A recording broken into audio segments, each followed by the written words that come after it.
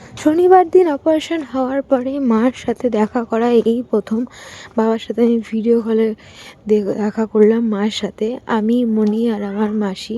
এদিকে মণিকে তো রাখা খুব ডিফিকাল্ট, যে কারণ ও মা ছাড়া কিছু বোঝে না।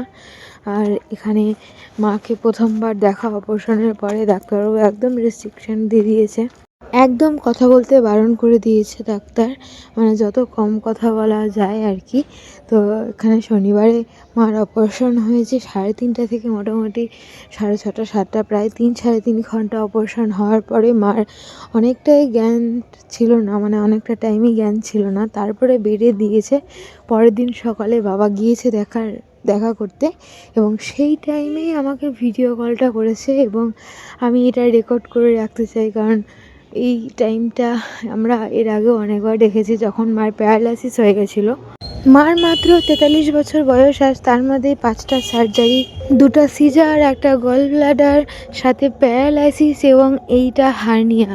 এখন মার প্রায় 6 মাস একদম রেস্ট, মানে বেড রেস্ট বলতে পারো।